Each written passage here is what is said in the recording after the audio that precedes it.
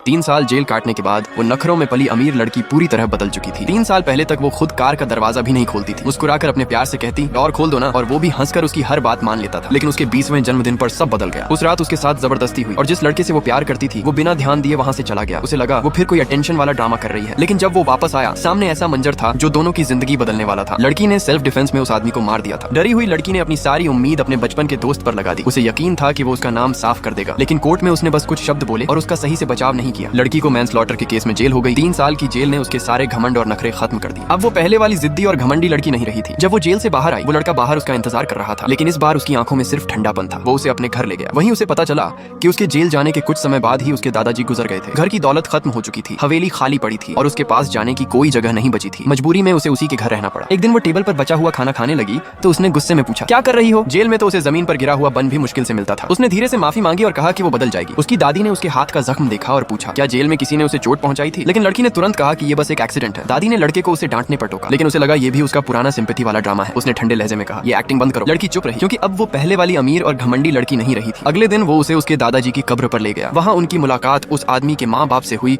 जिसे उसने मारा था। उन्होंने गुस्से में चिल्लाकर कहा, घुटनों पर बैठो और हमारे बेटे से माफी मांगो। वो लड़का उसे बचाने की कोशिश कर रहा था, लेकिन वो लोग नहीं माने। बार बार बस यही कह रहे थे कि अगर वो ना होती तो उनका बेटा आज जिंदा होता। तभी लड़की खुद घुटनों पर बैठ गई। उस एक पल में उसका पुराना घमंड हमेशा के लिए खत्म हो गया। घर लौटने के बाद उसकी दादी उसे एक चैरिटी गाला में ले जाना चाहती थी ताकि वो फिर से हाई सोसाइटी में वापस जा सके। लेकिन तभी उसकी माँ ने साफ शब्दों में कहा, जल्द ही मेरे बेटे की शादी जो फैमिली की हेरस से होने वाली है। हर शब्द में एक वार्निंग थी। अपनी जगह याद रखो और मेरे बेटे से कोई उम्मीद मत रखो।